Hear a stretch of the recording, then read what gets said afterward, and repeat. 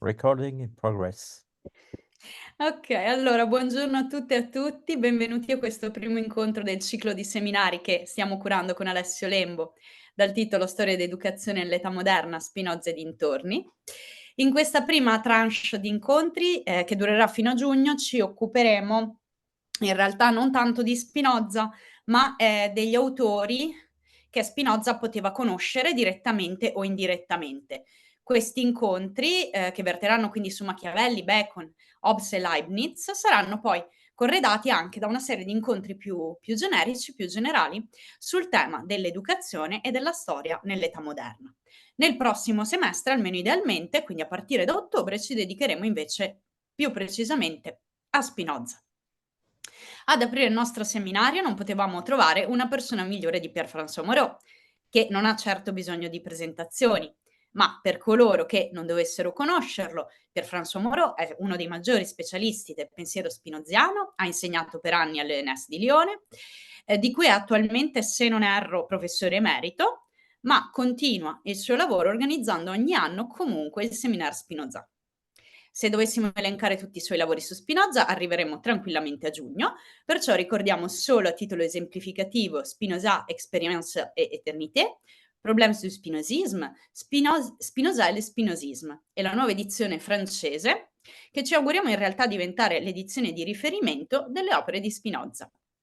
I suoi interessi hanno spaziato tuttavia tra vari problemi e autori della filosofia moderna. In questo senso ricordiamo gli studi sul materialismo classico moderno e la curatela dell'opera in 2 volumi, Le Stoicisme au VIe e au XVIIe siècle. Introduce oggi il nostro seminario con un intervento dal titolo Education individuelle, Education politique, per cui gli lascio immediatamente la parola. Et je prends immédiatement la parole que tu me laisses. Merci. Donc, d'abord, bonne année à toutes et à tous les spinozistes et même à ceux qui ne sont qu'à moitié spinozistes. Même bonne année aux cartésiens, faisons un effort d'amitié et de concorde. Merci aux organisateurs de ce séminaire pour cette invitation. Et donc, je vais parler 3/4 d'heure à peu près, un peu plus, un peu moins, vous pourrez poser des questions après ou dire que vous êtes d'accord ou, vous mettre en colère si vous n'êtes pas d'accord et cetera et cetera. Bon, pour commencer, on va commencer par une bonne intention, hein, puisque en début d'année, on prend des bonnes résolutions. Donc on va regarder la citation numéro 1 dans l'exemplier. Au début, dans le traité de l'entendement, dans le Trattato della Riforma dell'Intelletto, Spinoza dit, après avoir énuméré quelques règles de conduite, on devra s'appliquer ensuite à la philosophie morale, de même qu'à la science de l'éducation, et il continue par la médecine et la mécanique. Donc, voilà, quelqu'un qui veut faire de la philosophie, quelqu'un qui veut s'orienter vers le souverain bien, comme c'est la question au début du traité, devra aussi ne pas négliger la philosophie morale, la mécanique, la médecine et la science de l'éducation. Moyennant quoi, il n'en dit plus rien après. Mais il semble bien que l'éducation apparaisse ici comme un des 3 ou 4 problèmes fondamentaux auxquels le philosophe devra s'intéresser.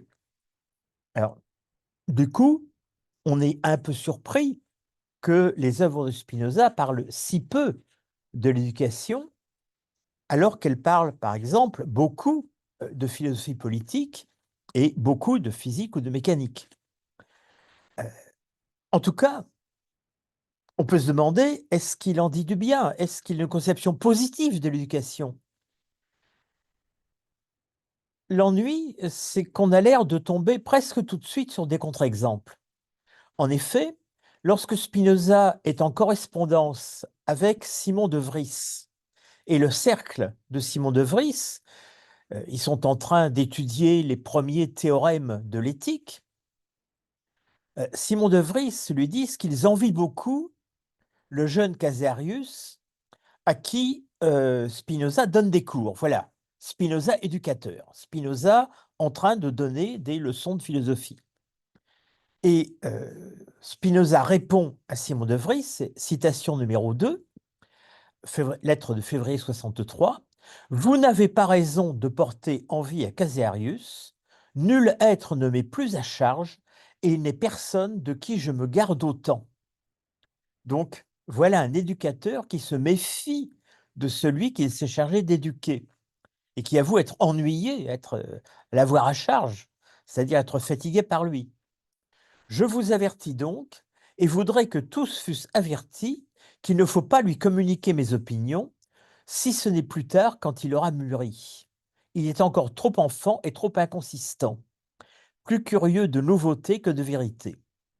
Donc, j'insiste, un éducateur qui se méfie de celui qui l'éduque, qui demande qu'on ne lui dise pas ses véritables opinions, qui n'exclut pas qu'on les lui dise un jour, mais plus tard, quand il aura grandi. Et il y a quand même une note d'espoir, puisqu'il continue. Donc, il est trop enfant et trop inconsistant, plus curieux de nouveautés que de vérité. J'espère cependant qu'il se guérira dans quelques années de ses défauts de jeunesse. Je dirai plus, autant que j'en puis juger par ce que je sais de son naturel, je tiens pour presque certain qu'il s'en guérira, et pour cette raison, son caractère m'invite à l'aimer. À l'aimer. Donc, on peut à la fois aimer un élève et se méfier de lui. Faire confiance à son avenir en s'appuyant sur son caractère et en même temps ne pas vouloir lui révéler sa pensée tout de suite. L'éducateur apparaît donc ici comme dans une double situation à l'égard de son élève. Ce que l'élève est à présent, c'est quelque chose dont on se méfie, qui est fatigant, à qui on ne doit pas tout dire.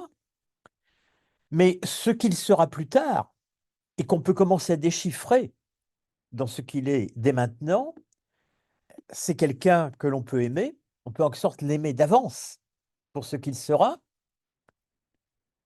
Ce qui veut dire, se dire passant, qu'on voit bien là que pour Spinoza, le conatus, ça n'est pas persévérer dans son état, c'est persévérer dans son être, et persévérer dans son être, c'est changer d'état.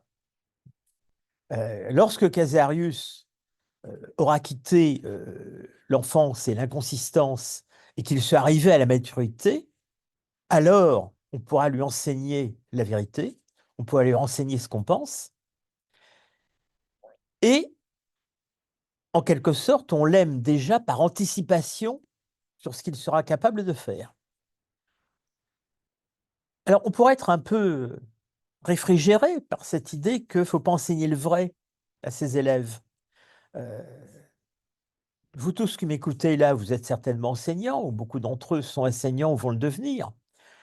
Vous retenez cette leçon, il ne faut pas enseigner le vrai à ses élèves quand ils sont trop enfants et trop inconsistants. C'est quand même pas tout à fait la pensée de Spinoza. On peut en effet regarder autre chose qu'il dit à propos de Casarius, cette fois dans une lettre de juillet de la même année 1663, c'est la citation numéro 3, adressée à Oldenbourg, où il explique à Oldenbourg qu'il va publier les Principia de Descartes. Mais justement, cet exposé spinoziste des Principia de Descartes, ce sont les leçons qu'il a données à Casarius.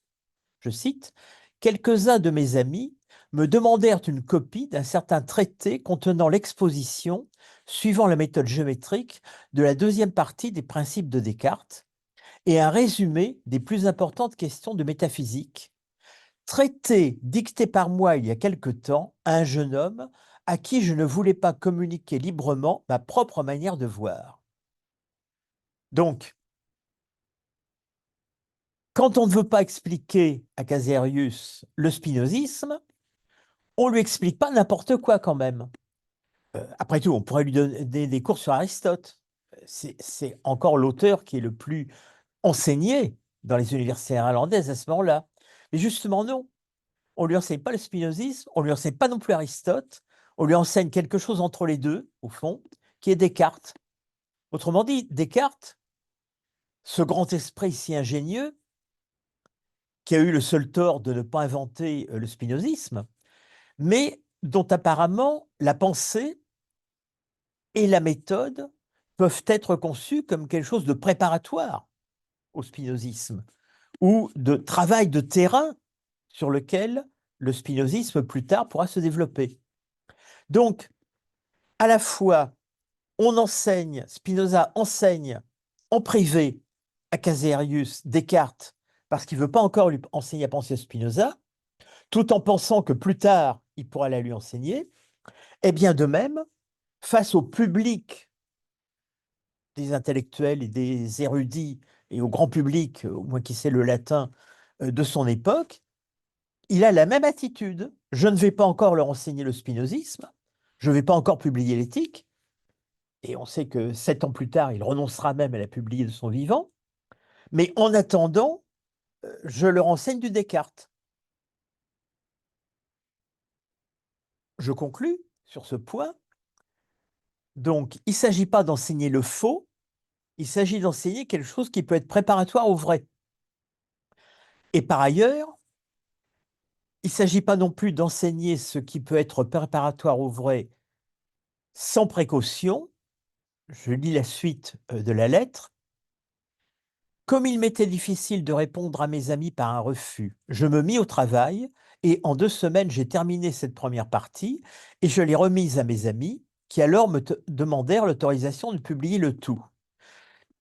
Ils ont obtenu cette autorisation sans peine, sous la condition que l'un d'eux, moi présent, améliorerait le style de cet écrit. Alors on sait que c'est ce qu'a fait Lodewijk Meyer. Donc améliorerait le style de cet écrit et y joindrait une petite préface où il avertirait les lecteurs et montrerait par 1 ou 2 exemples que loin d'en tenir tout le contenu pour vrai, j'étais sur plus d'un point d'une opinion tout opposée. Autrement dit, on voit qu'il y a 2 étages de la vérité. Au premier étage, on enseigne quelque chose qu'on ne considère pas comme totalement vrai, mais au deuxième étage, on précise que ce qui a été enseigné, on ne le considère pas comme vrai sur tous les points.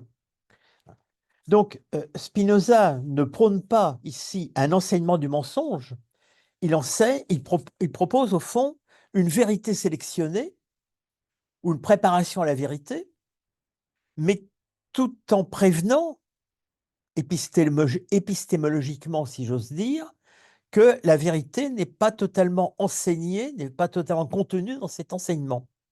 Il y a donc une espèce, j'ose pas dire d'honnêteté dans la fausseté, mais de délimitation des règles du discours. Alors, ce qui me paraît intéressant, si on compare ces 2 lettres, la lettre à De Vries où il parle de Caserius personnellement, et la lettre à Oldenburg où il reparle de Caserius, mais parle surtout du public auquel s'adressera la publication du livre, c'est que bon, Spinoza traite l'ensemble de son public exactement comme il traite Caserius.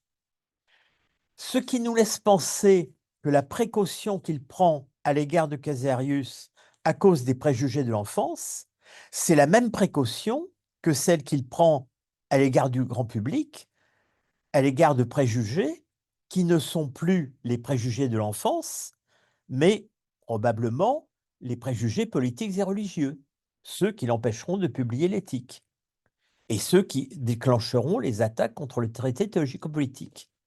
Donc, cette pédagogie, non pas à 2 vitesses, mais à 2 degrés, à 2 étages, on la trouve aussi bien appliquée à l'individu que appliquée à l'ensemble du public. Alors, est-ce que ça veut dire que Spinoza, dans certaines conditions, accepterait d'enseigner publiquement s'il était sûr de ne pas être l'objet de préjugés ou de ne pas être critiqué pour le contenu de son enseignement? Alors, on en a une preuve. Ce sont les citations 4 et 5, c'est-à-dire 10 ans plus tard, la correspondance avec Fabricius. Alors, Fabricius, c'est un professeur de philosophie ou de théologie qui est à la cour de l'électeur palatin Et l'électeur palatin, qui a entendu parler de Spinoza, souhaite le faire venir, souhaite lui demander d'enseigner chez lui. Fabricius écrit donc à Spinoza, je cite la lettre, le sérénissime électeur palatin, mon très gracieux seigneur, me charge de vous demander, à vous que je ne connais pas encore, donc Fabricius se présente comme quelqu'un qui ne connaît pas Spinoza, mais qui le connaît par son prince, en sorte.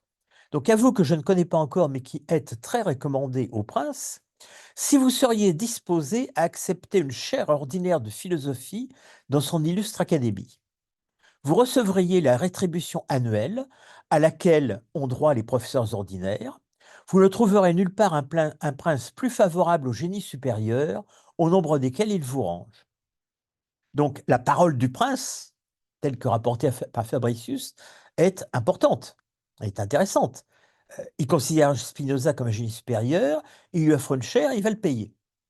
Vous aurez la plus grande latitude de philosopher, liberté dont le prince croit que vous n'abuserez pas pour troubler la religion officiellement établie. Donc vous avez la plus grande liberté, mais à condition de ne pas dire n'importe quoi sur la religion. J'ajouterai, je n'ai plus que m'acquitter de la mission qui m'a été confiée par ce très sage prince. J'ajouterai seulement que si vous venez ici, vous aurez, à moins d'événements contraires à toute étente, une vie agréable et digne d'un philosophe. Alors, il me semble que dans cette lettre, on peut distinguer 3 niveaux. Premièrement, l'attitude de Fabricius lui-même. On remarquera qu'il est très prudent à l'égard de Spinoza. 1, je ne vous connais pas encore. 2, je vous écris en m'acquittant de la mission qu'on m'a confiée. Hein, sous-entendu, ce n'est pas moi qui ai eu l'idée de vous inviter. Je ne sais pas qui vous êtes. Et on sait très bien que dans les relations humaines, même de notre siècle, quand on dit à quelqu'un « je ne sais pas qui vous êtes », ça peut vouloir dire « je sais qui vous êtes et je me méfie de vous ». Donc, voilà, Fabricius n'a pas l'air très enthousiaste à l'idée d'inviter Spinoza. Il le fait parce que le prince lui a ordonné. Deuxièmement, le prince, lui, semble au contraire penser le plus grand bien de Spinoza, puisqu'il le considère comme un génie supérieur et lui offre d'enseigner, pas simplement pour une conférence en passant, mais d'enseigner dans un poste de professeur ordinarius, avec seulement cette limite à la liberté, ne pas toucher à la religion. Et enfin, troisième chose à remarquer, cette limite, elle pourrait s'avérer brûlante, dangereuse, puisque Fabricius prend la peine de formuler une restriction à moins d'événements contraires à toute attente. Vous aurez une vie agréable et digne, à moins d'événements contraires à toute attente, ça laisse entendre que si vous commencez à attaquer la religion, il risquera de vous arriver des malheurs. C'est pas très rassurant. On sait qu'il y a un certain nombre de gens qui sont retrouvés en prison ou brûlés sur des bûchers au XVIe ou XVIIe siècle pour motifs religieux. Donc, cette phrase, ces 2 phrases qu'ajoute Fabricius, alors on ne sait pas si elles viennent de lui ou si elles viennent du prince. En fait, en lisant cette lettre, nous ne le savons pas. Mais nous, maintenant, nous le savons. Parce que depuis, il y a des érudits qui ont été cherchés dans les archives de Fabricius et qui ont trouvé une lettre de lui où il se vante d'avoir rédigé sa lettre de façon à ce que Spinoza ne puisse que refuser. Alors, ça veut dire que ces restrictions sur troubler la religion officiellement établie et les événements contraires qui rendraient la vie moins agréable et moins digne, ils ne viennent pas du prince, ils viennent de Fabricius lui-même. Ce qui est assez intéressant concernant le médium, c'est l'intermédiaire entre la parole de lecteur palatin et le receveur, le destinataire, à savoir Spinoza. Alors, question, comment Spinoza répond-il? C'est sa lettre du 30 mars, donc la citation numéro 5. Si jamais j'avais eu le désir d'occuper une chaire professorale, je n'aurais pu en souhaiter une autre que celle que le sérénissime lecteur m'offre par votre entreprise. Et cela surtout parce que le très gracieux prince veut bien m'accorder la liberté de philosopher, pour ne rien dire du désir que j'ai depuis longtemps de vivre dans un pays où règne un prince dont tous admirent la sagesse. Vous remarquerez que ce que Spinoza veut retenir de la parole du prince, c'est la liberté de philosopher. Il continue, mais n'ayant jamais été tenté par l'enseignement public, je n'ai pu me déterminer, bien que j'y ai longuement réfléchi, à saisir cette magnifique occasion. Je pense en premier lieu que je devrais renoncer à poursuivre mes travaux philosophiques si je m'adonnais à l'enseignement de la jeunesse. Donc voilà déjà un premier argument qui est au fond un argument personnel et général. Nous le savons tous, hein, les heures qu'on consacre à l'enseignement, on ne les consacre pas à la recherche. C'est un problème tout aussi actuel qu'à l'époque de Spinoza. Et encore, il devra ajouter notre temps et à l'administration. Bon, je continue. D'autre part, j'ignore dans quelle limite ma liberté philosophique devrait être contenue pour que je ne paraisse pas vouloir troubler la religion officiellement établie. Donc cette fois, ça n'est plus une règle générale qu'il invoque, c'est ce qui était contenu précisément dans la lettre de Fabricius. Le schisme, en effet, provient moins d'un zèle religieux ardent que des passions diverses ou de l'amour de la contradiction qui détournent de leur sens et condamnent toutes les paroles, même quand elles sont l'expression d'une pensée droite. Je l'ai déjà éprouvé dans ma vie solitaire de simple particulier, et cela serait bien plus à craindre si je m'élevais à ce degré de dignité.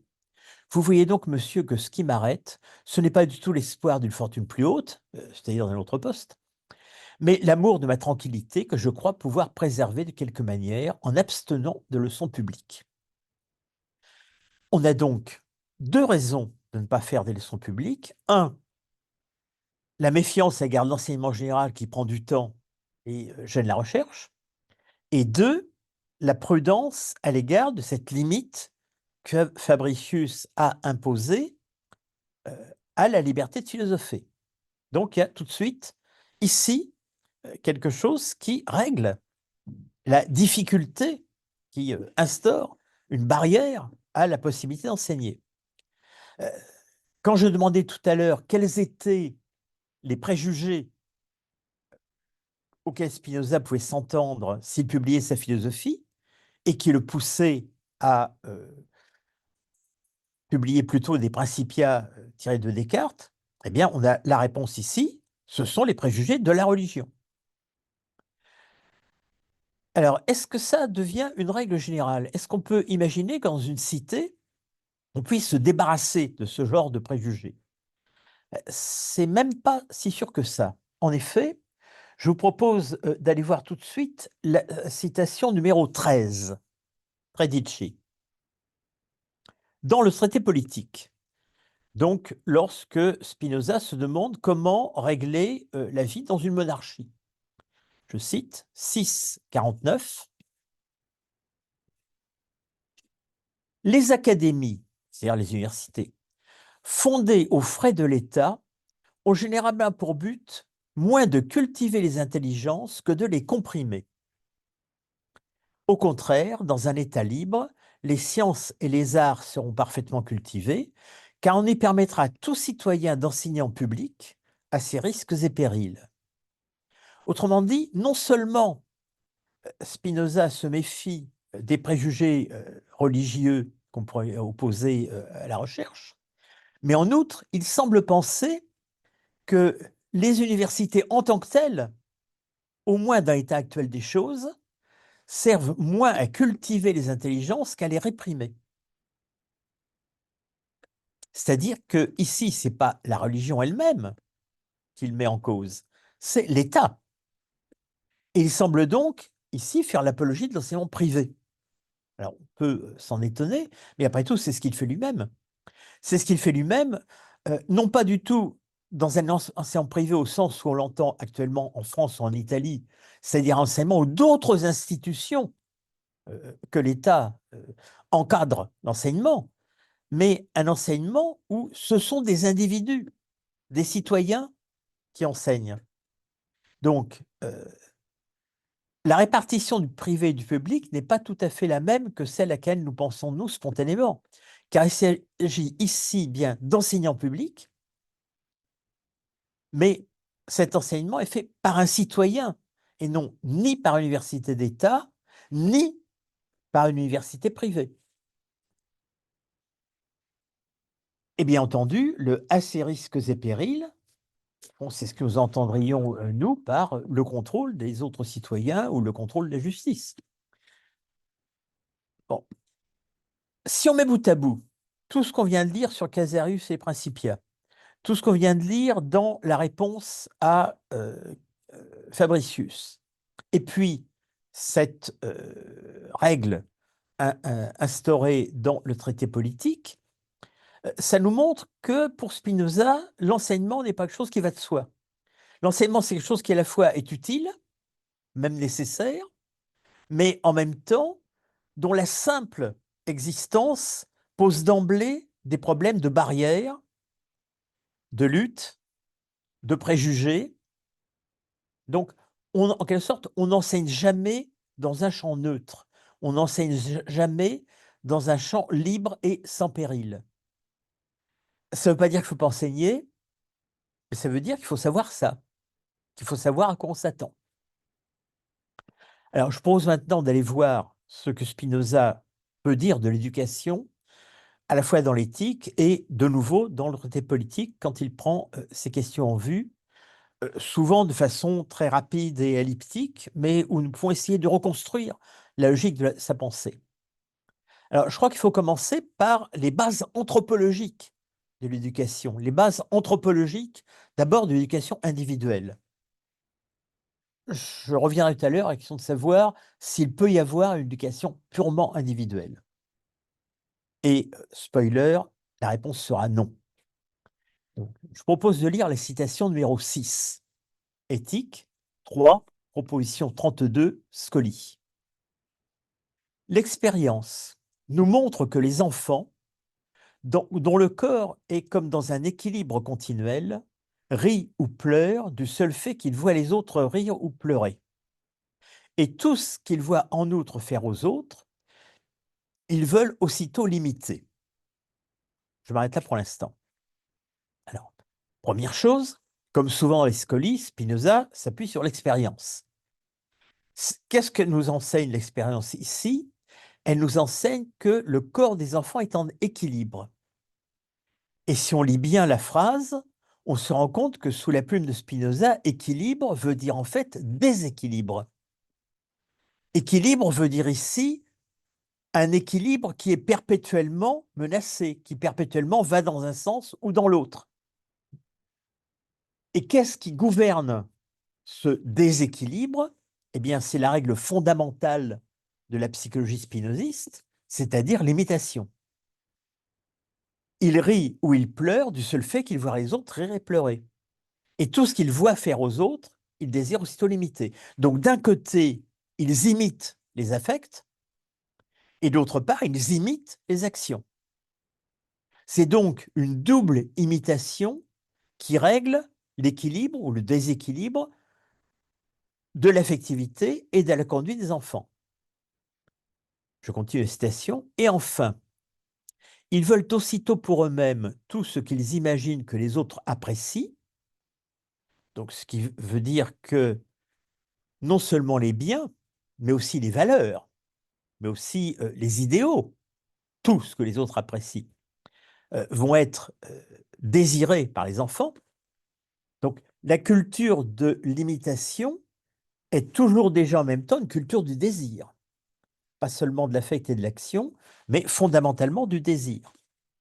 Et enfin, ils veulent aussitôt pour eux-mêmes tout ce qu'ils s'imaginent que les autres apprécient, tout cela parce que, comme nous l'avons dit, les images des choses sont les affections mêmes du corps humain, autrement dit les modifications par lesquelles les causes extérieures affectent le corps humain et le disposent à faire ceci ou cela.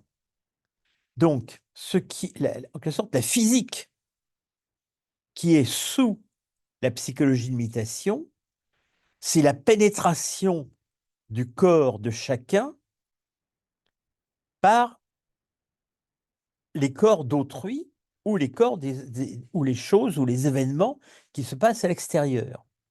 On voit donc à la base de cette théorie spinoziste de l'enfance l'idée que le corps Et donc, l'imagination, et donc l'esprit, n'est jamais d'emblée autonome, mais qu'il est toujours déjà à la merci de l'extérieur, formé par l'extérieur, pénétré par l'extérieur, donc en un sens que l'individualité naissante est toujours déjà comme une trans-individualité. Alors, c'est à partir de cela que va pouvoir se comprendre ce que sera l'éducation. Regardons les citations 7 et 8. Citation 7, Éthique 3, proposition 55, Scoli. Il apparaît donc que les hommes sont par nature enclins à la haine et à l'envie, nature à quoi vient s'ajouter l'éducation. Car les parents ont coutume d'utiliser le seul aiguillon de l'honneur et de l'envie pour inciter les enfants à la vertu. Donc voilà que tout d'un coup, on ne parle plus seulement des enfants, mais aussi des parents. Mais que font les parents?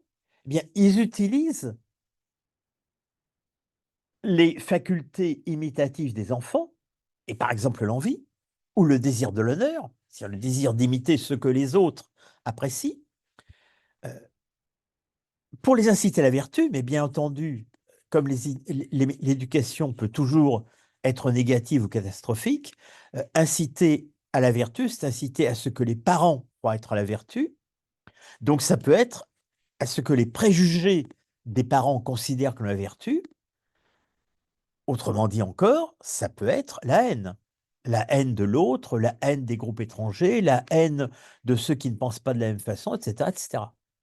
Donc, même si la nature, j'allais dire biopsychologique, individuelle, rend les humains enclins à la haine et à l'envie, presque aussitôt, cette nature individuelle est, dans la condition humaine, reprise, développée, renforcée par l'éducation. Donc il faut bien voir que l'éducation ici apparaît comme soit positive, soit négative, en fonction du milieu, en fonction de la biographie de l'enfant, et surtout, dans ce choix entre positif et négatif, je constate que Spinoza nomme d'abord ce qui est négatif, la haine et l'envie. Alors, citation numéro 8, Éthique 3, définition des affects 27, alors il s'agit du repentir. Spinoza ajoute une explication, comme à beaucoup de ses définitions.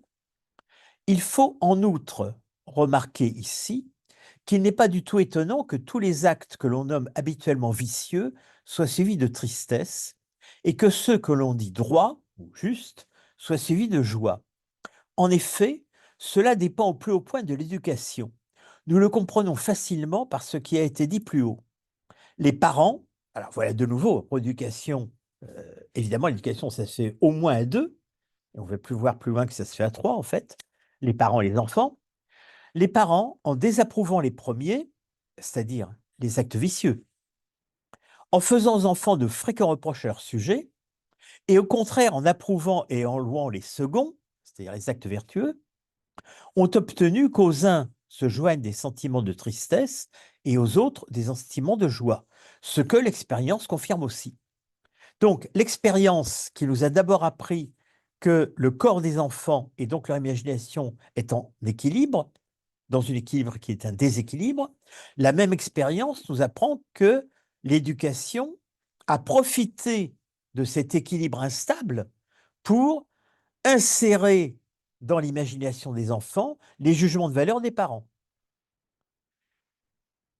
Donc ce que l'expérience elle-même confirme aussi, car la coutume ainsi que la religion n'est pas la même pour tous. Au contraire, ce qui est sacré pour les uns est profane pour les autres, et ce qui est honorable pour les uns est déshonorant pour les autres. Selon donc la façon dont chacun a été éduqué, il se repent ou se glorifie du même acte. Donc, on pourrait dire, en s'appuyant par exemple sur des sociologies comme celle de Weber, de Bourdieu et autres, dire que si vous avez été éduqué dans une famille qui a la culture de la honte, ou si vous avez été éduqué dans une famille qui a la culture de l'honneur, eh bien, vous jugerez bon ou vous jugerez vicieux, pas du tout les mêmes actes. C'est-à-dire que vos parents vous auront transmis les valeurs qui sont celles de leur société ou de leur famille, qu'ils ont appris eux-mêmes de leurs parents ou qu'ils ont appris même de la société, et vous aurez automatiquement ce type de réaction sans même avoir éprouvé le besoin de porter vos propres jugements. Vos jugements sont en quelque sorte prédictés par ce que la culture, la société, la religion, à travers l'éducation parentale, vous aura dicté en profitant de cette transindividualité liée au déséquilibre, à l'équilibre instable de l'enfance. Alors, quand on lit tout cela, on se dit, mais finalement, le point de vue de Spinoza sur l'enfance et sur l'éducation, il a l'air très négatif. Au fond, il faut se méfier des enfants encore trop immatures. L'éducation, ça transmet des préjugés, etc., etc. Alors, est-ce qu'il y a au moins, une fois dans l'éthique, un passage dans lequel on pourrait penser à une éducation positive? Alors, il y en a un, il est bref, c'est la citation numéro 9, éthique 4, appendice. Vous savez que dans l'appendice d'éthique 4, Spinoza donne au fond les règles de vie de celui qui est gouverné par la raison. Donc, chapitre 20 de cet appendice, la seule fois, je crois, où Spinoza parle du mariage dans l'éthique. Pour ce qui touche au mariage, il est certain qu'il s'accorde avec la raison, donc c'est pas forcément déraisonnable de se marier. Il ne faut pas s'étonner qu'il se pose la question, parce qu'après tout, la plupart des philosophes du 7e siècle, tels que les questions, n'étaient pas mariés. Ni Descartes, ni Spinoza, ni Leibniz. Au fond, les gens que nous considérons comme les grands penseurs du 7e siècle, au moins la moitié d'entre eux étaient des religieux, des ecclésiastiques, et donc par métier n'étaient pas mariés. Mais les autres aussi, même ceux qui étaient laïcs, Descartes, Spinoza, Leibniz, Hobbes, n'ont pas été mariés non plus. Donc, visiblement, pour un homme du 7e siècle, être dirigé par la raison et se marier, c'est pas forcément évident. Bon, je constate quand même que dans le chapitre 20 de cet appendice, il envisage positivement le mariage. Pour ce qui touche au mariage, il est certain qu'il s'accorde avec la raison, il y a une condition, si le désir de mêler les corps n'est pas engendré par la seule beauté, mais aussi par l'amour de procréer des enfants et de les élever dans la sagesse. Je laisse tomber la suite, qui renvoie à la liberté de l'âme, etc., etc. Donc, voilà, ce qui peut justifier qu'on se marie, c'est procréer des enfants et les élever dans la sagesse. Il y a donc quand même, pour une fois chez Spinoza, une mention positive de l'éducation. Donc l'éducation, ça ne consiste pas simplement à transmettre des préjugés, ça ne consiste pas simplement à profiter de l'instabilité de l'imagination de l'enfant pour lui transmettre ses conceptions des idéaux, etc., etc., de la religion, de la politique et autres. Ça peut aussi consister à lui transmettre de la sagesse. Au fond, peut-être que c'est cela qu'il visait en transmettant soit à Caserius, soit au grand public, cet escalier vers la sagesse qui était la philosophie de Descartes. Ce n'était pas encore la sagesse elle-même, mais c'était un moyen d'y accéder.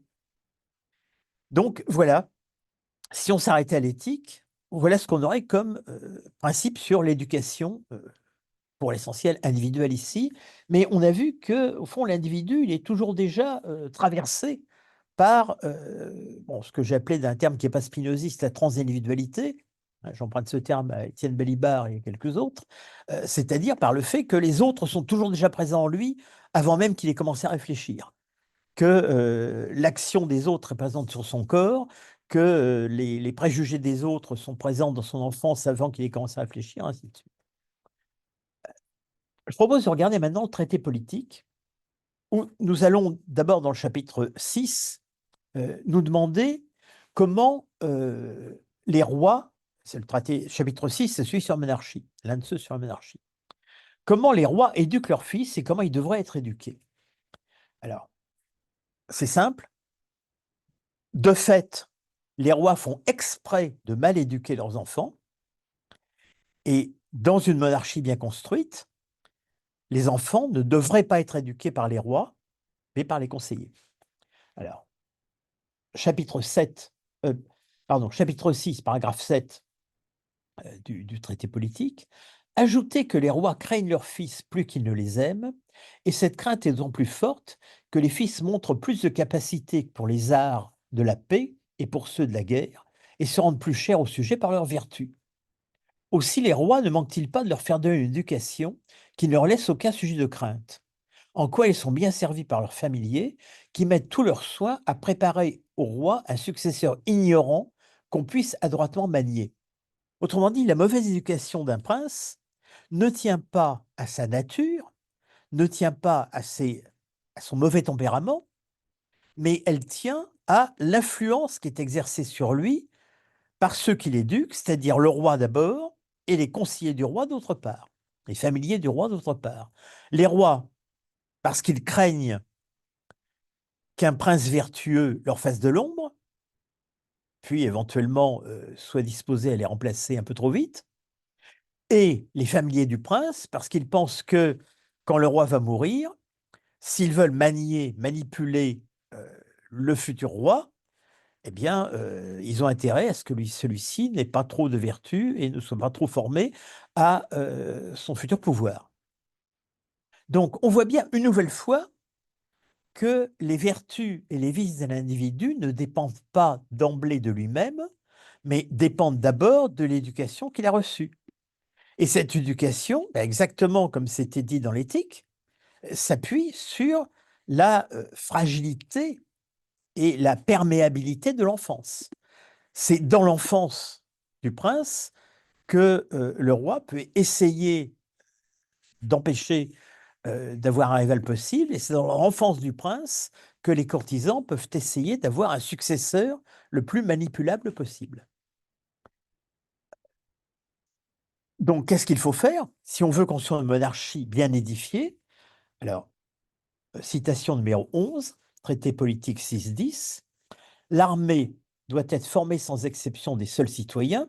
Vous savez que, comme Machiavel, Spinoza est opposé aux armées de métier. Il pense que le plus sûr garant de la liberté, c'est que ce soit les citoyens eux-mêmes qui détiennent les armes. Il faut donc que tous les citoyens aient des armes et que nul ne soit admis au nombre de citoyens qu'après s'être formé aux exercices militaires et après avoir pris l'engagement de continuer cette éducation guerrière à des époques déterminées. Autrement dit, la bonne éducation, c'est aussi l'éducation militaire, alors non pas du tout par goût de la guerre chez Spinoza, au contraire, il fait l'éloge de la paix très souvent, mais parce qu'en cas de guerre, on ne peut pas confier à une armée de métier ou à des citoyens impréparés le soin de mener la guerre, mais il faut au contraire que les citoyens soient les maîtres des armes et soient éduqués à disposer de ces armes quand ça leur est nécessaire.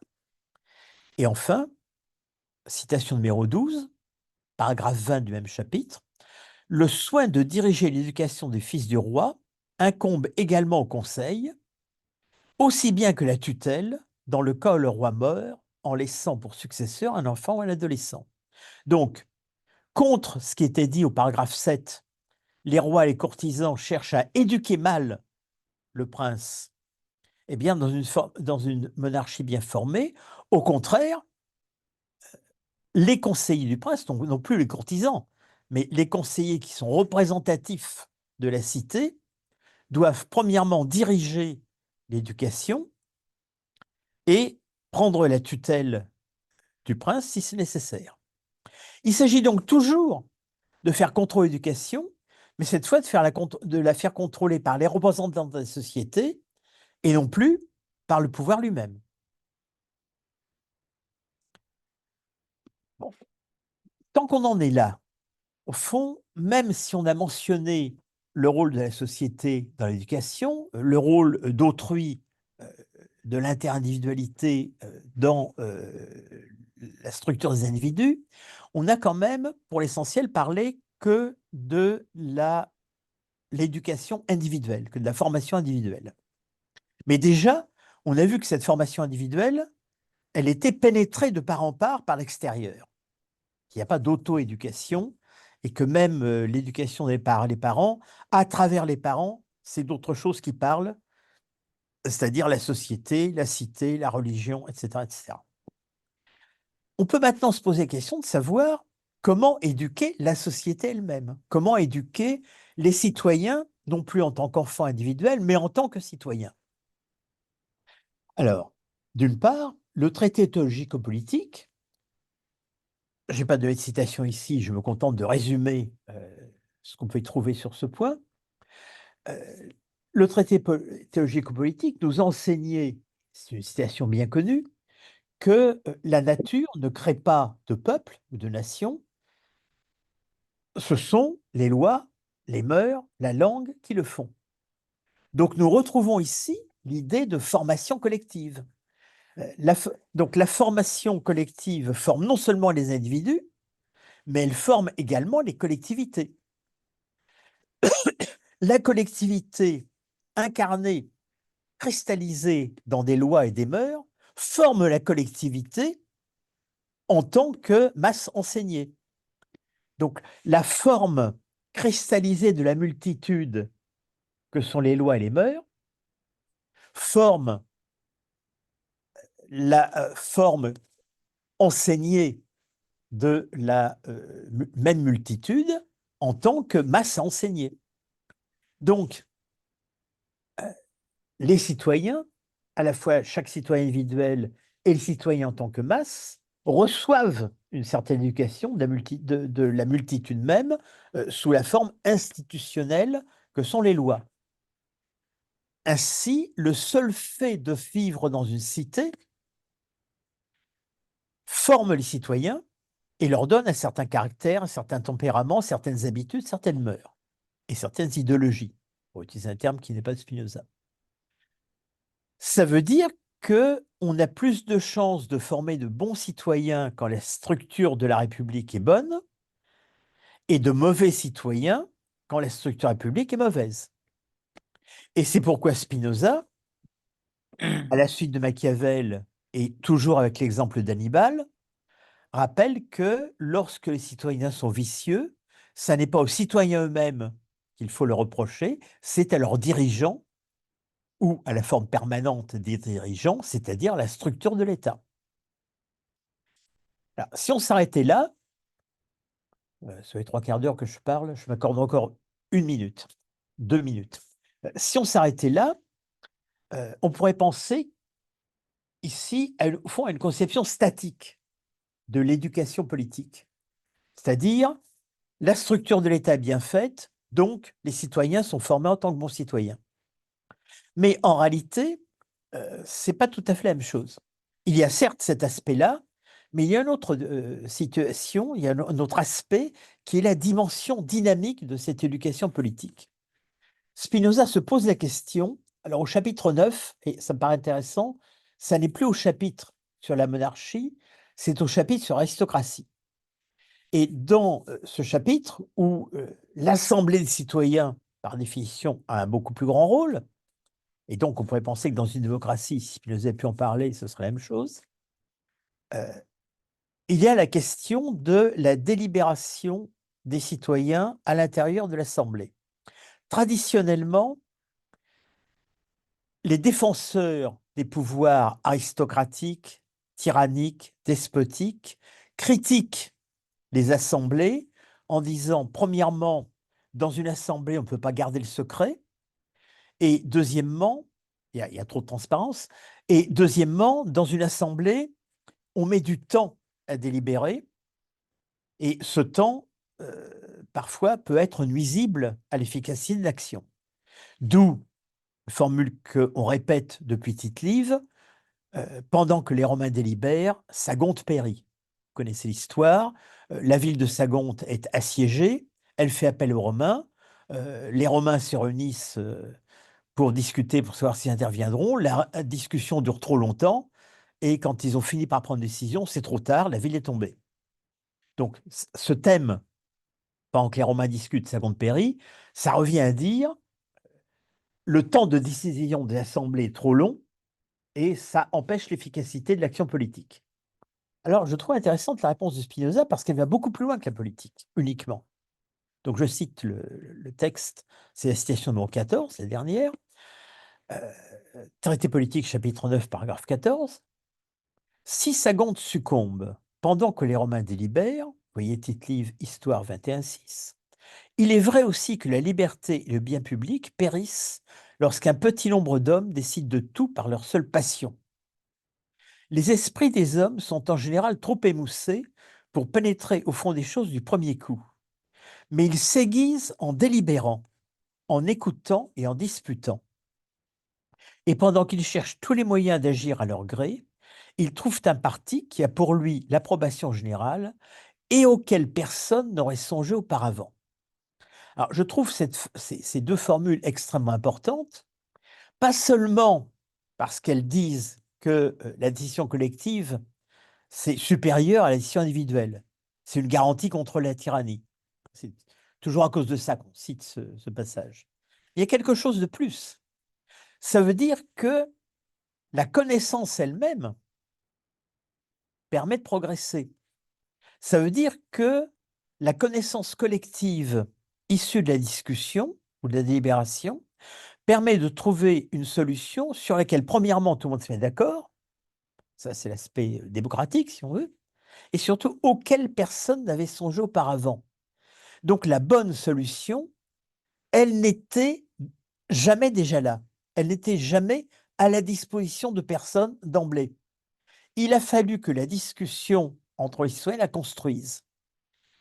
Autrement dit, à côté de l'éducation des citoyens par la structure de l'État, il y a aussi une éducation des citoyens par l'interaction entre les citoyens. C'est-à-dire que les différents individus citoyens sont en quelque sorte meilleurs citoyens à la fin de ce devenir, à la fin de cette dialectique qu'est la discussion politique. Et on pourrait probablement, même si Spinoza ne le fait pas ici, étendre la question à autre chose que la politique. On pourrait faire remarquer que dans la discussion scientifique, comme Spinoza le fait par exemple avec Oldenburg et Boyle pour la physique, comme il le fait avec d'autres pour l'interprétation de l'écriture, etc., la meilleure décision, donc le fruit de l'instruction, apparaît à la suite de la discussion interindividuelle, de la discussion entre les différents partis. Donc, je vais conclure. Il me semble que la conception d'éducation de Spinoza, elle se fonde d'abord sur ce qu'on pourrait appeler la communication des individualités, qui est particulièrement forte dans l'enfance et qui implique à la fois euh, la possibilité d'une éducation très négative, mais aussi la possibilité, envisagée elliptiquement, d'une éducation positive. Mais cette éducation positive, elle se retrouve encore au fond de trois façons. D'une part, par l'éducation que la structure de l'État donne aux citoyens, d'autre part, par l'éducation que la discussion politique donne aux citoyens, donc que l'interaction des citoyens les uns avec les autres a comme effet éduquer les citoyens au-delà de ce que chacun aurait pu fournir au départ. Il n'y en a pas un qui éduque les autres. Et troisièmement, je reviens ici au Principia, ou ensuite à l'éthique, l'éducation positive que quelqu'un qui est avancé dans la connaissance de la raison peut donner à ses concitoyens. Alors cette fois, il s'agit d'une situation qui n'est plus, comment dire, égalitaire, mais qui est du rapport de l'auteur au lecteur, de celui qui est avancé dans la connaissance de la raison à ceux qui sont moins avancés. Eh bien, une éducation qui est progressive, d'abord par l'appui sur le cartésianisme pour préparer au spinozisme, et ensuite, pourrait-on dire, dans l'éthique, par la double diffusion de la doctrine vraie, par l'enchaînement des propositions d'une part, qui s'appuient sur la raison, et d'autre part, par la juxtaposition à ces propositions, à ces théorèmes, des scolies qui font à peu près systématiquement appel à l'expérience et qui donnent un autre moyen de rejoindre les vérités enseignées par le mode géométrique. Donc je crois donc que finalement, la conception d'éducation de Spinoza, elle est d'une certaine façon toujours déjà collective, toujours déjà politique, même quand elle pourra apparaître comme simplement individuelle ou simplement éthique.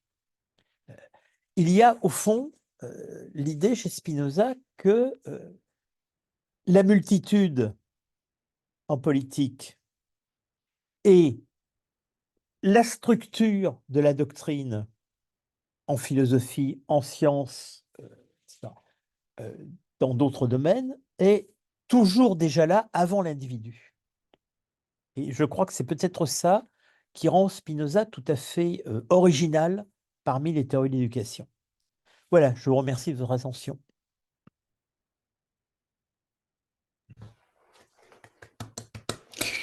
Merci a Pierfrancesco Amoreau, grazie, molte grazie. Io direi che abbiamo tutto il tempo per un po' di domande, quindi palesatevi. Alors, Oui. quelqu'un a dit oui, mais n'a pas Oui, compris. c'est Francesco? mais j'étais en train de chercher un passage, mais je ne parviens pas à les faire remonter à nous. Donc, bon, deux questions. Si je me souviens bien, euh, sur le texte 14, parce que bah, ça, c'est plutôt une remarque. Je me souviens que dans les Léviathan de Hobbes, à un moment donné, dans le chapitre 10, il dit que je continue à chercher bon, il dit qu'on confie plus volontiers les gouvernements de soi à ceux qui managent, disons ainsi, l'art de la paix et de la guerre. Et, et donc, c'est un problème qui est lié, qui après est lié à la question de la popularité. Parce qu'un citoyen populaire, un citoyen qui est vu comme aimer, qui est vu aimer son peuple, mais qui est vu aussi maîtriser l'art du gouvernement, et comme ça pourrait être César, mais comme ça pourrait être aussi quelqu'un, César qui est celui qui, pour le peuple, est une arme contre le Sénat. Donc, la popularité est un problème dans l'État. Ce qui est intéressant dans le passage que tu as cité, mais c'est peut-être seulement un lien extrinsèque, mais c'est le fait que c'était toujours l'art de la guerre et de la paix qui était convoqué, et que c'est comme si, bah, avec une approche, disons, républicaine, démocratique, Spinoza faisait de ce problème que pour Hobbes c'était un problème de l'État en tant que tel, un problème, disons, de forme non démocratique de l'État, les problèmes de la popularité, non? Et parce que c'est presque une question familière, c'est la peur du père envers l'enfant édipique, disons, qui pourrait prendre sa place. Et la question, je dirais, c'est celle-ci. Est-ce que la question du gouvernement que tu as mentionné, d'où prend de la part des représentants de la communauté, donc on pourrait dire de la communauté elle-même, est un indice, je veux dire, du fait que même la monarchie, dans sa forme, sinon légitime, au moins bien établie, doit être une démocratie, parce qu'au fond, c'est, disons, de façon médiatisée, le peuple qui éduque son gouvernant à travers les... Et donc, que tous les États doivent être l'expression de du pouvoir populaire. Et donc, ça, c'est une question. Je ne sais pas si ça signifie que... Oui, oui. En fait, tu as posé plusieurs questions à la fois. Ah ouais, ok. Je vais essayer de les plier un peu. Alors, il y a d'abord le problème de Hobbes et du Léviathan. Ouais, ce qui me frappe quand on regarde ce que Hobbes dit de l'université, il s'en méfie au moins autant que Spinoza, mais pour des raisons opposées. Spinoza se méfie des universités parce que de fait, telles qu'elles sont actuellement, elles transmettent les préjugés qui sont les préjugés religieux, superstitieux et de fait favorables à la tyrannie. Hobbes se méfie des universités parce que, alors, il pense évidemment aux universités anglaises, parce que ces universités pétries d'humanisme transmettent des mythes, des modèles gréco-latins où on fait l'éloge du tyrannicide, on fait l'éloge du combat contre les tyrans. Or, comme tu sais, pour Hobbes, il n'y a pas de différence entre un tyran et un souverain. Tyran, c'est le nom que les démagogues donnent au souverain. Donc, je trouve intéressant qu'il y ait cette méfiance apparemment commune de Spinoza et de Hobbes à l'égard de la structure de l'institution universitaire, mais pour des raisons parfaitement opposées. Deuxièmement, sur la question de l'éducation du souverain, oui, effectivement, je crois que pour Spinoza, l'éducation du souverain, elle dépend en définitive des citoyens, directement et indirectement. Dans une démocratie, l'éducation des citoyens dépend des citoyens. Dans une monarchie, eh bien, le monarque mal élevé, c'est celui qui est élevé par le précédent monarque ou par les courtisans, qui au fond ont flatté ses vices et qui n'ont pas éduqué la raison. Et le monarque constitutionnel, puisque le monarque de la monarchie spinoziste, c'est un monarque quand même très particulier.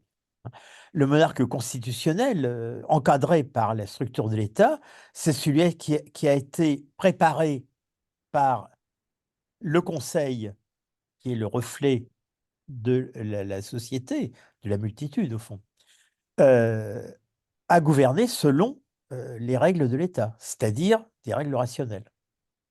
Et cela présuppose que le peuple s'auto-éduque parce Oui, qu'il est l'éducateur, au fond, dans cette perspective. absolument. Et il s'auto-éduque de deux façons. Le peuple, la multitude, prisonnière de la superstition et des préjugés, renforce perpétuellement cette superstition et ces préjugés. Le peuple qui a été éduqué par de bonnes institutions renforce le fonctionnement des bonnes institutions.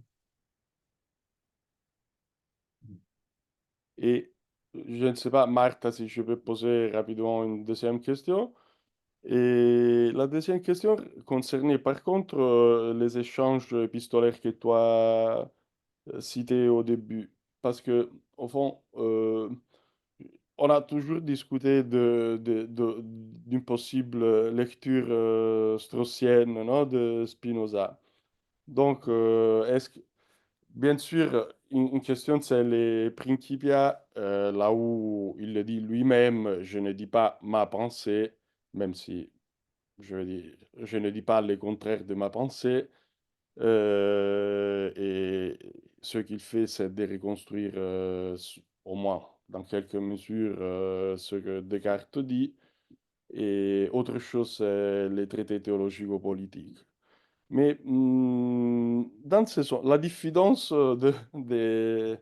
la diffidence du maître envers l'élève, mais donc aussi de l'auteur envers le public, parce que dans quelques mesures, les philosophes qui prend, c'est vrai que Spinoza n'a pas pris la parole, au moins pas en son nom, mais bon, les philosophes qui prennent sa parole se posent dans la posture de l'éducateur envers les lecteurs, disons. Donc, je me demande dans quelle mesure on pourrait étendre la méfiance dont Spinoza donne preuve envers son élève et envers les gens auxquels il permet de véhiculer sa pensée envers le lecteur lui-même. Voilà. C'est... Oui, tu sais que je suis moi-même très méfiant à l'égard de l'idée straussienne de lire entre les lignes. Oui, Euh, il faut l'étendre aussi à la méfiance à l'égard le de lecteur. ceux qui ont... Sinon, tu finirais par te demander, quand tu étais en doctorat sous ma direction, si je me méfiais de toi, si je ne t'enseignais pas plutôt le faux que le vrai. Il faut que tu réfléchisses à cela. Oui, oui, j'ai réfléchi. Mais je crois que C'est autobiographique, ta oui, description. de- quand tu écriras tes mémoires, tu en reparleras. Euh, il faut aussi voir ce que j'ai, quand j'ai parlé tout à l'heure de situation à deux étages. Je veux dire par là que à la fois Spinoza, quand il écrit les Principia, n'enseigne pas tout à fait ce qu'il pense, mais en même temps, il n'enseigne pas n'importe quoi. C'est pour ça, il n'enseigne pas Aristote. Et encore plus dans les Cogitata, il prend la peine de montrer à quel point Aristote se trompe, à quel point les aristotéliciens, etc. Donc, il prend la peine d'enseigner ce qui, chez Descartes, ressemble le plus, ou a été le plus inspirant pour le spinozisme. Et en outre, et c'est ça qui me paraît le plus important, il prend la peine de faire dire dans la préface qu'il y a certains points où il est en désaccord avec le cartésianisme. Donc, là, c'est pas entre les lignes, c'est directement dans les lignes. Je veux dire, euh, Descartes, c'est très bien, mais sur certains points, il a tort. Donc, je vous enseigne Descartes, mais en même temps, je vous préviens que sur certains points, je vous dis lesquels, le libre arbitre, etc., il a tort. Donc, il y a à la fois, c'est ça qui fait que l'incomplétude de la vérité n'est pas un mensonge, c'est qu'il y a une vérité épistémologique qui vient garantir l'incomplétude didactique. Et je crois qu'en l'éthique, il est la même chose. Euh, la concession faite au lecteur, ce sont les scolies. Et ça consiste pas à enseigner le faux, ça consiste à s'appuyer sur l'expérience commune. Tout le monde a vu comment les enfants sont instables, tout le monde a vu comment les parents s'appuient sur les enfants, etc., etc. Euh, ça consiste donc à s'appuyer sur l'expérience commune pour mieux faire comprendre au lecteur ce dont il n'aurait en principe pas besoin s'il était déjà entièrement philosophe. Voilà. Ouais.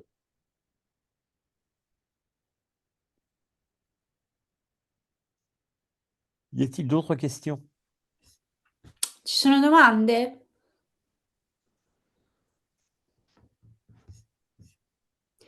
Sì? Dimitri? Oui, bah, bonjour à tous, bonjour Pierre-François. Bonjour. Voilà, ma question, qu'est-ce qu'on peut penser de l'éducation que Spinoza lui-même a reçue dans l'école de Van den Enden? Cette éducation, est-ce qu'on peut dire qu'elle a été aussi un escalier vers la sagesse pour lui-même? Voilà. C'est une très bonne question, merci. J'aurais dû en parler, tu as raison. Au fond, Spinoza a reçu, je dirais, une triple éducation. Il a reçu celle qu'il a reçue dans sa famille, dans la communauté juive portugaise, qui lui a donné accès, à part l'éducation fondamentale que reçoivent tous les enfants, à la langue espagnole et à la culture espagnole qui va avec. Et on voit que cette culture, elle a joué un rôle, elle l'a mis de plein pied avec la culture baroque, c'est déjà pas rien. Deuxièmement, il a reçu une éducation chez Van den Enden, où il a pris, au fond, l'équivalence qu'il a pris dans ses cultures juives et espagnoles, c'est-à-dire la culture latine. Et par cette culture latine, il s'est retrouvé de plein pied avec l'expérience telle qu'elle est transmise par les comiques latins, par les historiens, par tout ça. Au fond, l'enseignement des jésuites, parce que Van den Enden était un jésuite, puis il continuait à pratiquer les méthodes jésuitiques, c'était un enseignement beaucoup plus fondé sur la littérature que sur la théologie ou la philosophie. Il a appris beaucoup plus Virgile, Lucrèce, Terence que Aristote ou Platon. Et je crois qu'il en reste quelque chose dans non seulement sa manière d'écrire, Bon, ça tout le monde le sait maintenant qu'il écrit avec des morceaux d'écriture d'auteurs latins, mais dans sa façon de s'appuyer sur une sagesse traditionnelle, sur une expérience commune traditionnelle, etc., etc. Bah, ce que je disais tout à l'heure sur les scolies. Et puis la troisième éducation qu'il a eue, c'est quand, grâce à sa connaissance du latin, et ça, je ne pense pas que ce soit chez Van den Enden qu'il a appris, c'est après, ou en même temps, quand il s'est mis à lire la géométrie cartésienne, la physique cartésienne, et puis la physique des cartésiens hollandais. Donc là, il s'est donné à lui-même une culture scientifique, mais à laquelle il n'a pu accéder que parce que chez Van den Enden, il avait appris le latin. Il avait acquis chez Van den Enden l'outil scientifique, l'outil de communication scientifique qui était le latin.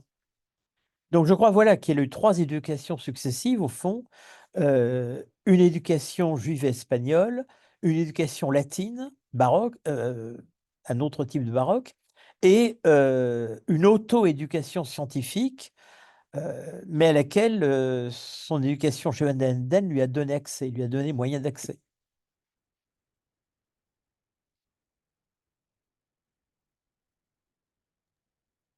Merci beaucoup, Pierre-François. Oui, je vais poser une question. Oui. Bonsoir, je m'excuse en avance pour mon français. Il est meilleur que mon italien. La question, c'est si j'avais compris, Spinoza ne pose jamais une question aussi de désir autonome de comprendre et de connaître par l'individu même. Mais on peut dire lui-même est un exemple de ce genre-là, parce qu'il a reçu une éducation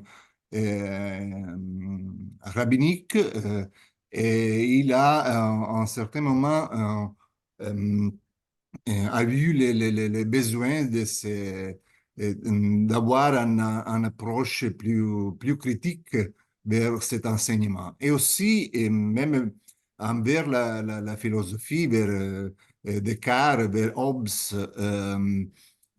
s'il a formé une philosophie, s'il a formé une pensée vraiment originale, c'est parce que envers tout ce qu'il a étudié et il a médité, on a eu les besoins d'une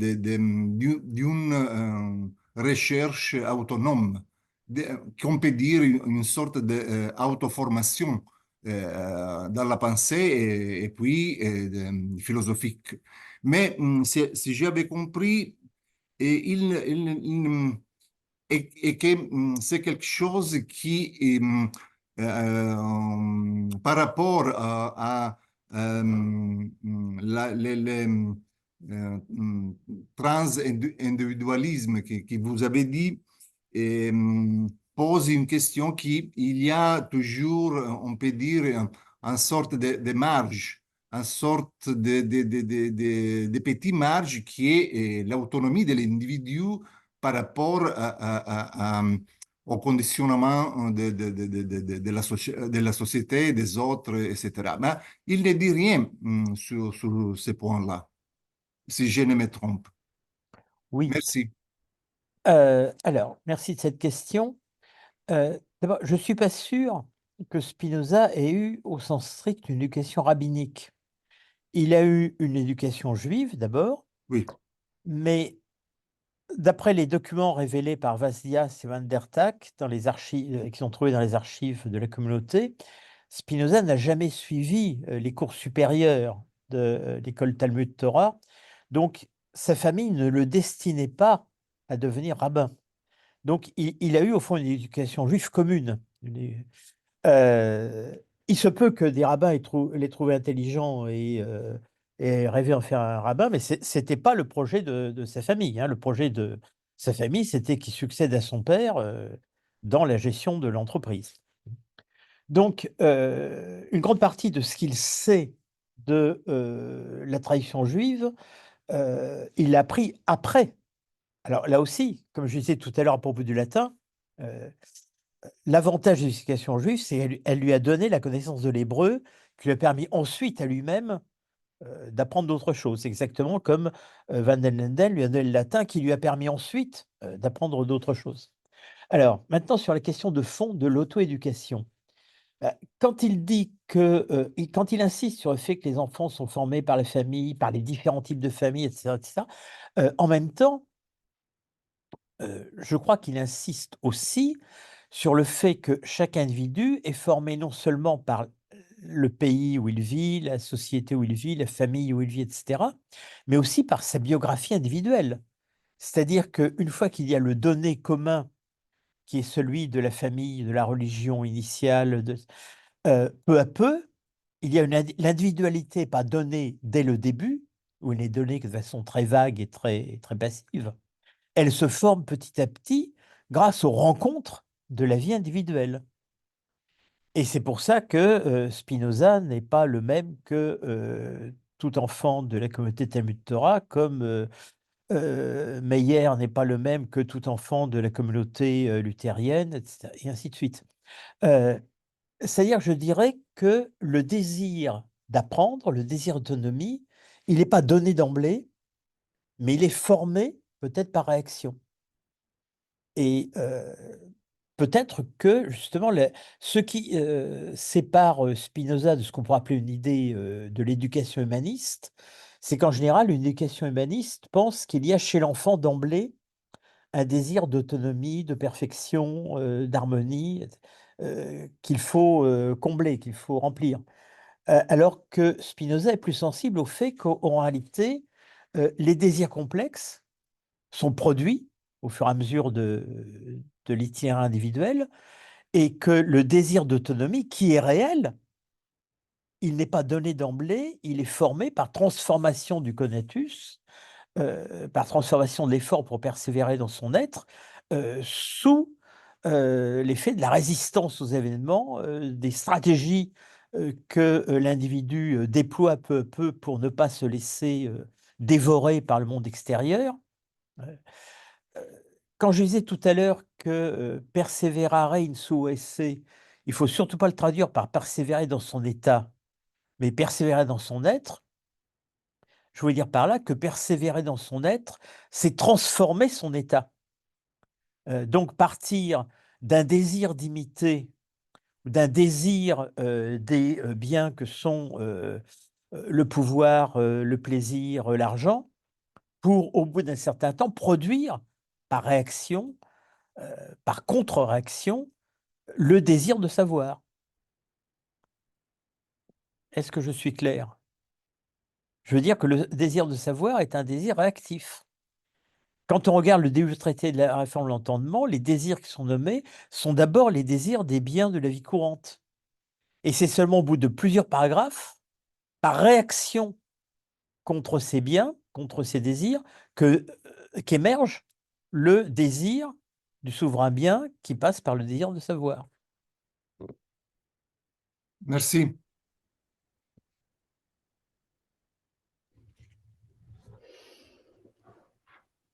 Abbiamo altre domande?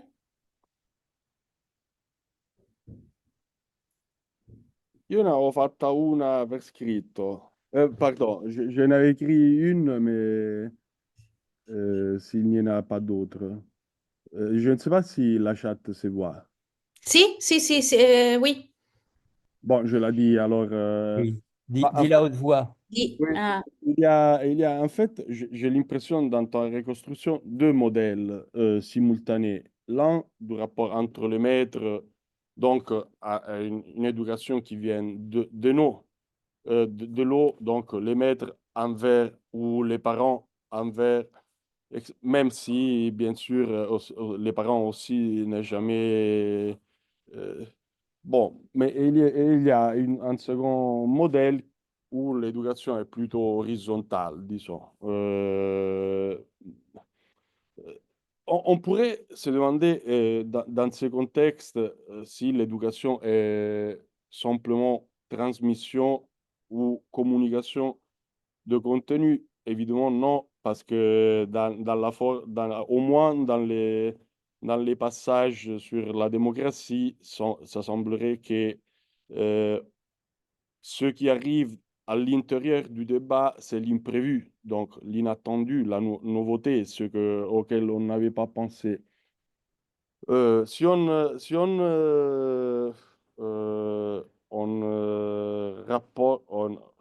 on prend cette idée de nouveauté et on l'applique au rapport maître-élève, ça semblerait que le maître est l'activité de la raison, disons, et l'élève, dans quelque mesure, devrait être, entre guillemets, passif, même si on pourrait discuter de la possibilité d'être passif dans l'appréhension du vrai. Non, mais en tout cas, euh, la question, je dirais, je la réduis.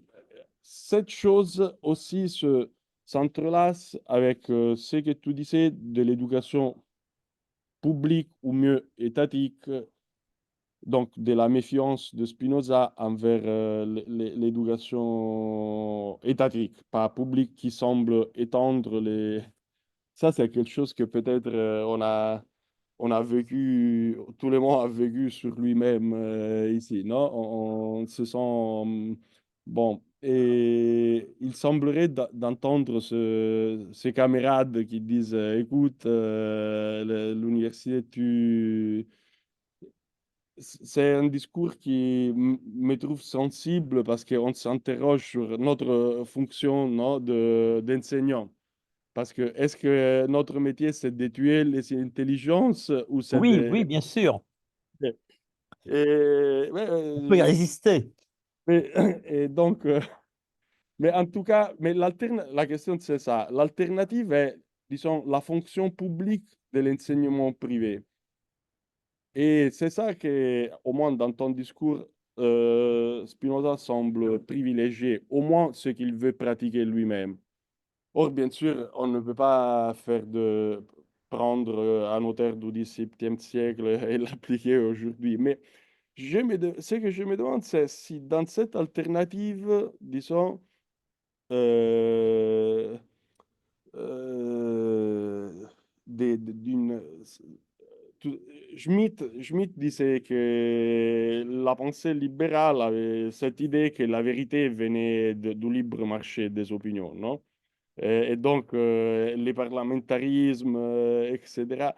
Donc, on peut voir cet privilège vers l'enseignement privé individuel aussi bien comme une forme de proto-libéral non, de conception de l'éducation, mais à la fois, ce que tu disais sur le peuple ou la multitude, etc., semble aller dans une autre direction. Donc, je voulais te demander comme tu vois cette à la fin c'est aussi la question la libera repubblica, la libre république où il y a la liberté de penser, etc. Et c'est ça qui est bien le respect du droit naturel et la question de la démocratie. Voilà, qui sont et ne sont pas au moins explicitement liés. Donc, est-ce que Spinoza ici est un libéral ou est-ce que cet enseignant privé, il faut le voir comme la possibilité d'en bas d'un peuple de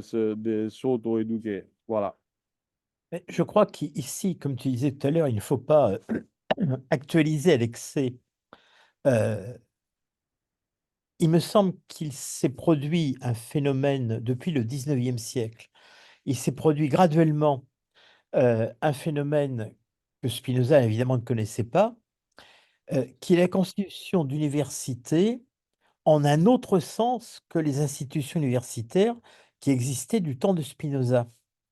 Je veux dire que les institutions universitaires au XVIIe siècle dépendent très étroitement d'un contrôle à la fois politique et religieux, hein. D'abord parce que la faculté de théologie contrôle les autres facultés, et d'autre part parce que le pouvoir politique contrôle ce qui se passe à l'université.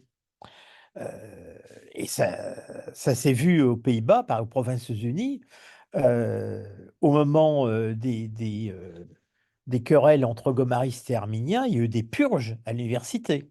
On a exclu certains professeurs et aussi les étudiants. Donc, quand Spinoza dénonce le côté répressif des universités, il sait de quoi il parle. Il renvoie à une réalité tout à fait prégnante. Or, ce qui s'est passé à partir du XIXe siècle, en Allemagne, en France, dans d'autres pays, en Italie aussi, c'est la constitution de l'université de type nouveau qui sont centrées autour de la recherche collective scientifique. Alors parfois, d'ailleurs, dans des institutions séparées plutôt que dans la forme traditionnelle d'université. Je pense à des institutions comme le CNR en Italie ou le CNRS en France ou l'École des hautes études et autres. Il est parfois trop difficile de transformer les universités et on transforme le monde universitaire en créant d'autres établissements à côté, plus consacrés à la recherche, plus consacrés à nouvelles disciplines. Et puis, à un fait politique qui est le développement de ce qu'on appelait les libertés académiques. Et l'idée des libertés académiques, alors qui évidemment sont toujours menacées, qui sont toujours fragiles, précaires, mais qui existent, qui sont reconnues institutionnellement, ça permet que nous vivions maintenant dans des universités qui, d'une certaine façon, sont un mixte entre les universités traditionnelles telles qu'elles étaient au temps de Spinoza et le droit individuel de chaque citoyen à enseigner à ses risques et périls. Le problème, évidemment, encore une fois, c'est que ces libertés académiques, elles sont toujours susceptibles d'être menacées. Et il y a aussi autre chose, c'est quelque chose qui, je crois, n'est pas incompatible avec la pensée de Spinoza, mais qui est très fort dans nos consciences scientifiques actuelles, c'est l'idée du contrôle par les pairs, l'idée du contrôle, l'idée de ce que Bachelard a appelé la communauté des travailleurs de la preuve. C'est que entre l'État, l'Église, toutes les institutions, la société, etc., et l'individu, il y a autre chose qui est la communauté scientifique. Et chez nous, la communauté scientifique a pris un rôle beaucoup plus grand qu'au XVIIe siècle, où elle est en train de se constituer, où se constituent les académies, la Société royale en Angleterre, l'Académie des sciences en France, etc. etc. Et on est face à une situation que Spinoza n'a pas connue, que ses contemporains n'ont pas connue, qui est un domaine véritablement autonome. Alors, en partie illusoirement autonome, parce que les frontières peuvent toujours être brisées. Il peut toujours venir à l'idée d'un pouvoir politique ou religieux de casser cette autonomie. Mais à l'intérieur de ces limites, il y a une autonomie réelle de l'université. Oui, oui. Non, mais c'est très intéressant parce que, au fond, c'est l'autonomie qui n'est pas dépendance, pas même du peuple, non? Parce que l'université est indépendante même du contrôle des institutions qui représentent le peuple, en quelque Bah, mesure. je dirais, l'autonomie, les libertés universitaires, c'est l'instrument que le peuple a donné Oui, oui, oui. à l'université pour pouvoir développer quelque chose dont il a besoin lui aussi, à savoir la science, la technique et les sciences sociales. Le peuple a besoin, en cas d'épidémie, d'être guéri par des vrais médecins et d'avoir de vrais médicaments. Et pour ça, il a besoin que la liberté académique et le contrôle des pairs s'appliquent à l'intérieur de l'université et que les médicaments ne soient pas soumis à un référendum public. Oui, avec tous les pays, parce que ça peut être aussi l'autoréférentialité. Je vois qu'il y avait une question de Antonio. Antonio,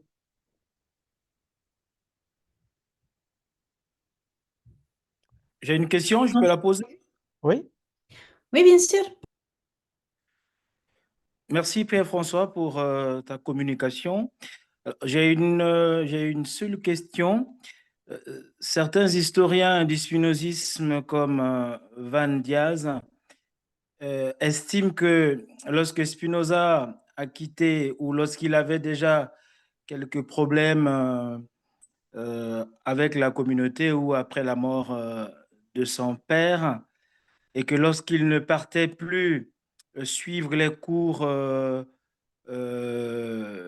juifs classiques, il partait à la yeshiva du rabbin Mortera, qui était un peu des séances plus autonomes dédiées aux juifs qui voulaient continuer leur formation. Alors, je voulais savoir du point de vue de l'éducation, euh, comment situer cette formation reçue dans les yeshivas et la formation juive classique telle qu'il le faisait avant. oui, il ne faut pas surestimer la différence entre les cours de Mortera et les autres. Euh, je ne suis pas du tout sûr que Spinoza ait appris chez Mortera l'hétérodoxie, la libre pensée et l'esprit critique. Donc je crois que ce qu'il a pu apprendre chez Mortera, c'était simplement des compléments à ce qu'il avait appris avant. D'accord, ok.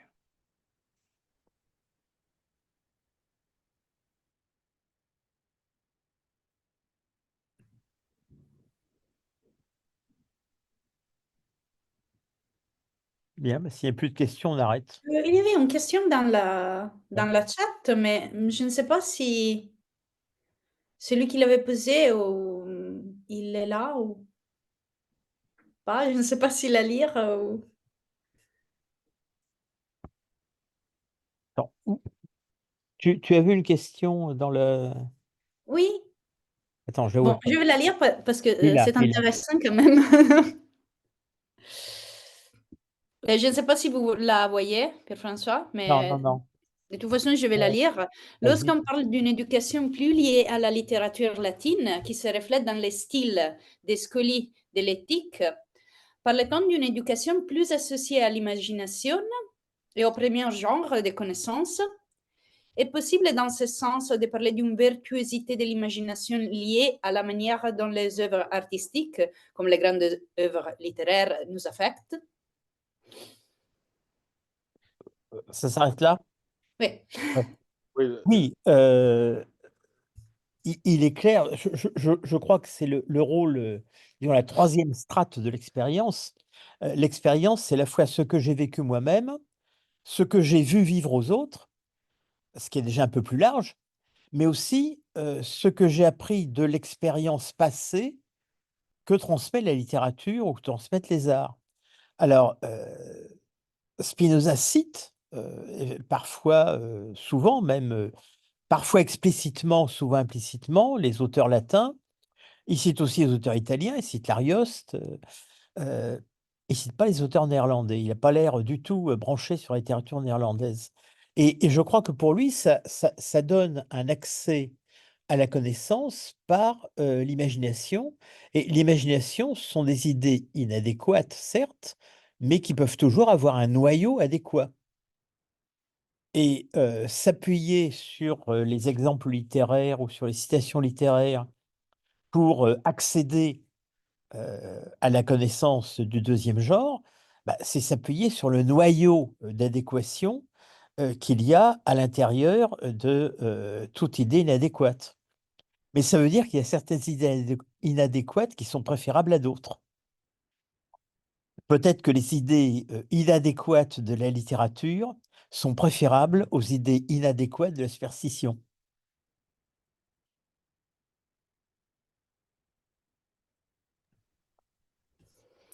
Ok. Bon, maintenant que Spinoza apprenne des choses aussi par l'histoire, ça n'est pas à toi que je vais l'enseigner, tu le sais déjà. Tu as même écrit un livre là-dessus. Non, après, je sais pas si Antonio était encore là, mais on a quand même on a lu sa question. Est-ce qu'il y a des autres questions? Ci sono altre domande?